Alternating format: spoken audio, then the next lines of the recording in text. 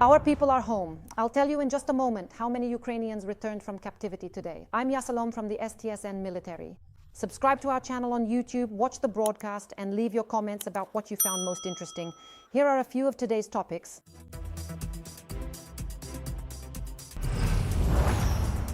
Blackout in Chernihiv. Why do city residents once again have to remember what it's like to live without electricity? Another 205 of ours are home. These are both military personnel and civilians. Among those freed are defenders of Mariupol and National Guardsmen who were captured while guarding the Chernobyl Nuclear Power Plant. And most of them had been held in Russian prisons since 2022. See the emotions of the families who were finally able to hug their loved ones in Nelia Kowalska's report. However, journalists usually find out that an exchange has taken place from the loud shouts of relatives in the crowd who start receiving text messages. The messages are brief, simply stating that someone has returned from captivity. Today there were a lot of shouts here. I suggest you watch how happy the families of the prisoners of war were, many of whom hadn't seen their loved ones for over 3 years.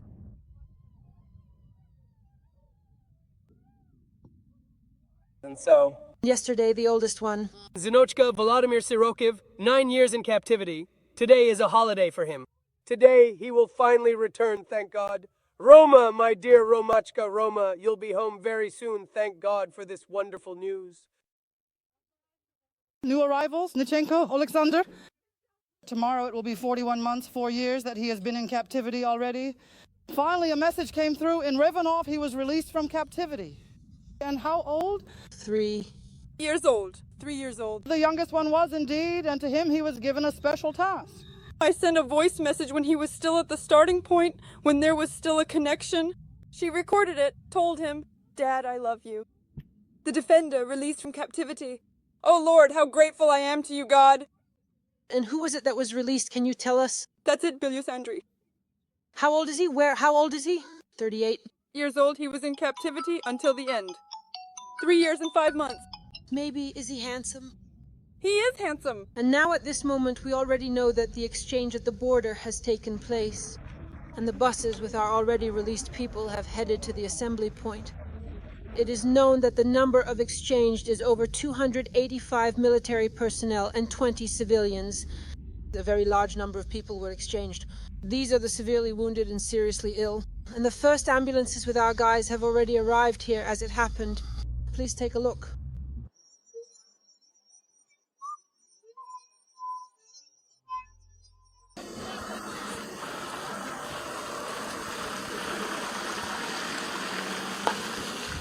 Welcome back once again. Glory to Ukraine. Glory to Ukraine. Glory to Ukraine. Glory to Ukraine. Welcome back again, everyone. There was a home, and we missed you very much. Waited for you. This was a combined exchange. Part of it was carried out according to the Istanbul agreements. The guys are coming back, meaning these are the severely wounded, the seriously ill, and young people under 25 years old. And partially this is the 69th exchange. The total number is 185 of our defenders are returning and 20 civilians are coming back. And now many eager relatives and numerous journalists are preparing to meet the arriving bus. They have already left the border. How they traveled, how the guys were met at the border. We can see it right now on our screens. It's incredibly moving. The boys are being embraced as they arrive. One of them is being carried in someone's arms by part of the group. Meanwhile, the relatives are trying to line up neatly so that all the released can be let inside the building where they can change clothes and take a moment to recover from the emotions. It's all right, you're home. Come on, show the children. I never actually got to the photo. I simply said a warm good morning to my beloved son. I so very much wanted you to finally, truly come back home to me. My wife got a text message. And then while we were already on the road, our relatives told us, so we quickly grabbed the kids and rushed over. We made it. They knew. Oh, Bava.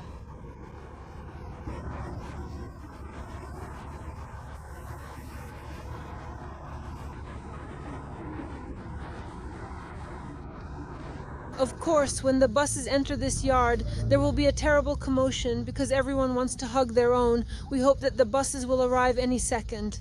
Watch without comments.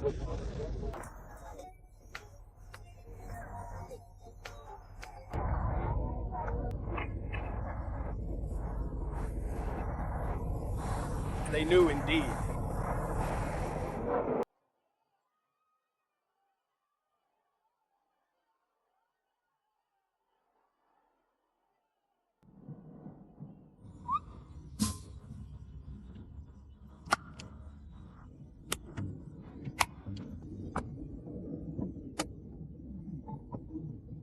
Zanya Sanya. What a beautiful name, Zanya Sanya.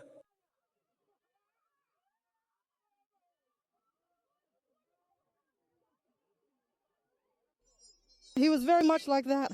He went twice. He is up to a full-scale invasion. He had a lot of 9 kilograms. He was very much like that. He understood the daily routines. Oh, so what? Did you give it as a gift? Yes. I possess a formidable hook, an essential tool, which I will deploy with my powerful fleet. I am a truly unique and distinct Separanic man.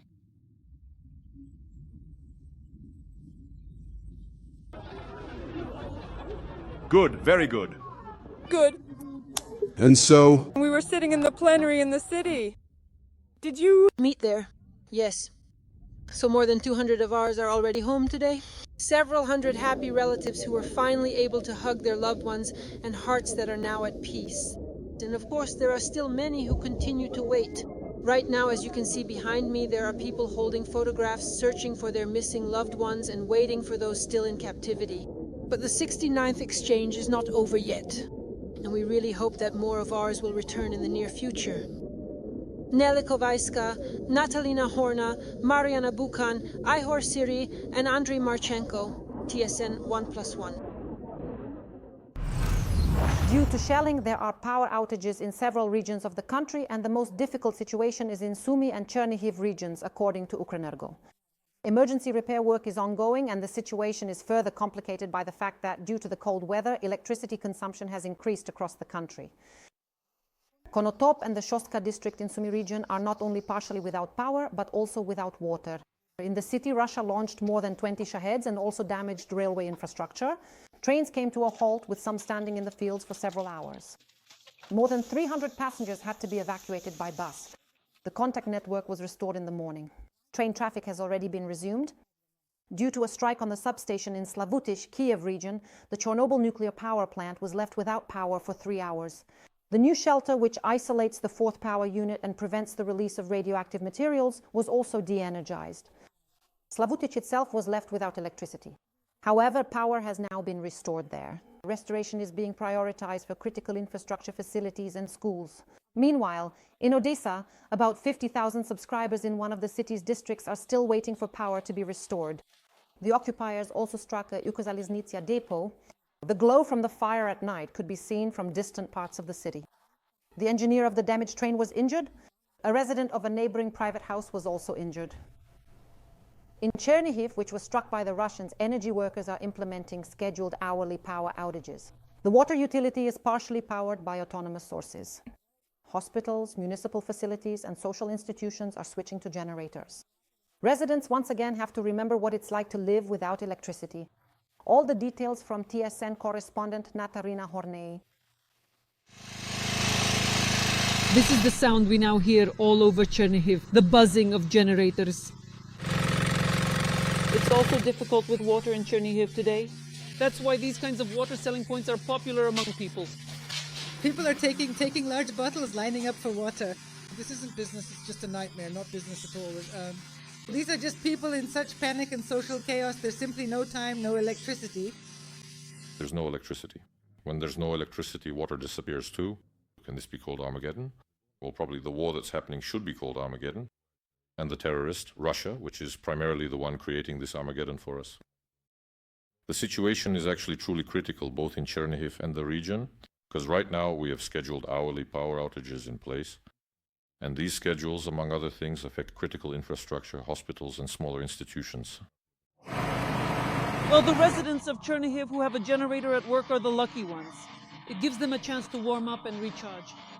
But here you also have the opportunity to charge your own phones. And do you have electricity at home? No, we don't.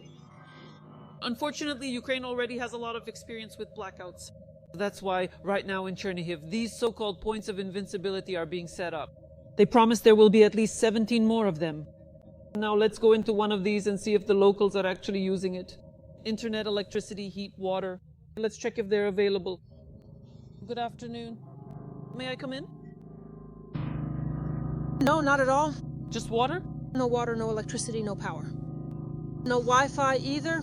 No Wi-Fi, yes. So as I understand it, the main need is Wi-Fi? Yes, we have online classes, so we need it. It kept disconnecting, and there's no electricity. We have carefully made some delicious, freshly brewed tea for you, and right over here you can easily get some refreshing, cool water to drink. Here in this very spot, you can even prepare and enjoy real, authentic Ukrainian borscht, a truly wonderful and traditional dish. Now there are already about 180 in the region, if we're talking about the region, because the whole region is experiencing outages right now. But if the communities and districts see the need, and the city council sees it too, we will set up more if necessary. Businesses in Chernihiv responded to the situation very quickly. So you can have coffee, get something to eat, and charge your phone at these establishments. Of course, all this is running on generators. Natalia Nahorna, Ihor Siri, reporting from Chernihiv for TSN. The United States will share intelligence data with Ukraine for strikes on energy infrastructure within Russian territory. This was reported by the Wall Street Journal, citing sources in the US presidential administration. According to the publication, Donald Trump signed the corresponding authorization, and the United States also asked its NATO partners to provide similar assistance to Kyiv. However, the intelligence community is still awaiting written instructions from the White House, an unnamed official told the journalist. Washington had previously shared intelligence data, but now it will specifically concern oil refineries, pipelines, and stations that process and produce energy. The idea is to reduce the revenue from energy imports, which the Kremlin spends on the war. The US is also deciding whether to supply Kyiv with long-range Tomahawk missiles, Barracuda, and other weapons, but no decision has been made yet. However, intelligence data combined with more powerful weaponry could potentially inflict greater damage on Russia's energy sector and deplete its air defense system. This is according to a publication in the Wall Street Journal. Everything depends on Trump's decision. During a press briefing, the president of Ukraine confirmed that he had discussed the transfer of long-range missiles with his American counterpart. Volodymyr Zelensky arrived in Copenhagen, where he is participating in the 7th summit of the European political community. The head of state has already met with the prime ministers of Denmark and Norway. He discussed cooperation and expressed gratitude for the support at the summit, where one of the main topics is the recent violations of the airspace of Denmark, Poland, Romania, Norway, and Estonia.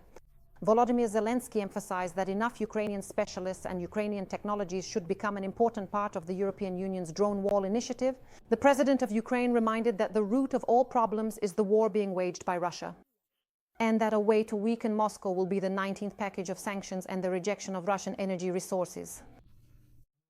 It is also necessary to introduce additional sanctions against the captains and crews of the so-called shadow fleet, as well as against the owners of the respective companies.